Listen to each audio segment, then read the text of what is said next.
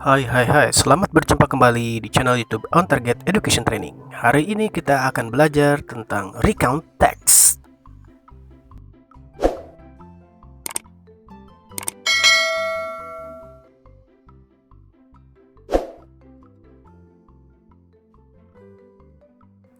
Recount text.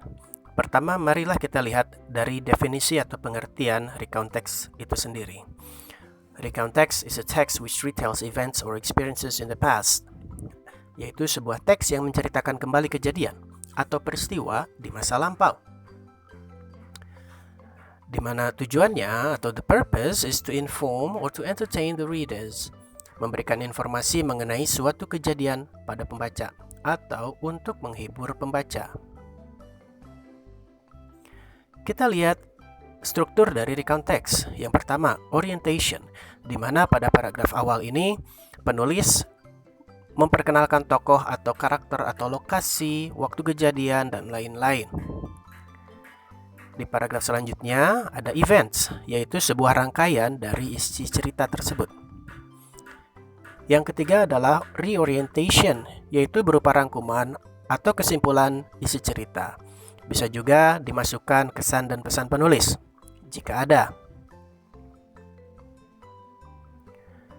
Contoh generic structure bisa kita lihat di sini, orientation-nya, events-nya, dan juga reorientation-nya. Kemudian selanjutnya adalah language feature.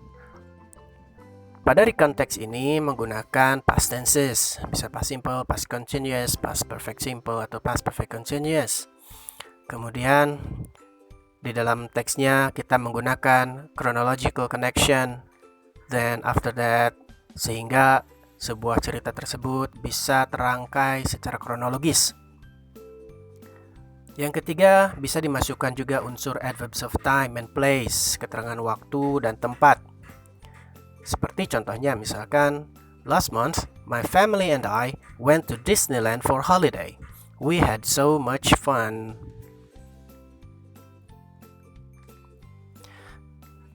Sekarang kita lihat jenis-jenis dari recount text. Yang pertama adalah personal recount text, yaitu pengalaman pribadi penulis. Yang kedua, factual recount text, yaitu berupa kejadian atau peristiwa yang benar-benar terjadi. Hal ini bisa berupa misalkan sebuah laporan mengenai sebuah insiden atau peristiwa kecelakaan ataupun bencana alam, ataupun bisa berupa apapun yang merupakan fakta. Yang ketiga adalah imaginative recount text, yaitu berupa khayalan si penulis. Misalkan dia menulis mengenai mimpinya, ataupun ketika dia disuruh menulis mengenai imajinasi yang dia alami, kemudian dia menuangkannya ke dalam bentuk tulisan. Yang keempat adalah historical recount text, yaitu sebuah peristiwa sejarah yang terjadi dan benar-benar fakta terjadi di masa lampau. Mari kita lihat contoh dari personal recount text. Ini adalah contoh personal recount text di mana penulis menceritakan hal yang dia alami di suatu waktu di masa lampau. Selanjutnya kita lihat contoh dari factual recount text. Teks ini merupakan sebuah laporan dari penulis yang menceritakan tentang sebuah kejadian yang terjadi di suatu waktu di mana dia menceritakan secara detail.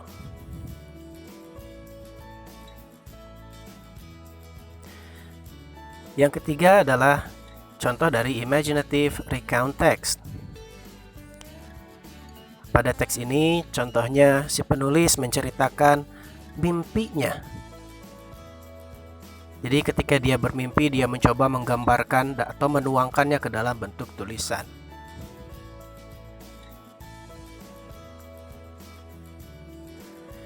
Dan yang terakhir adalah historical recount text. Pada teks ini, penulis menceritakan kejadian sejarah yang terjadi pada saat proklamasi kemerdekaan Indonesia. Demikian penjelasan mengenai recount text dengan singkat dan padat.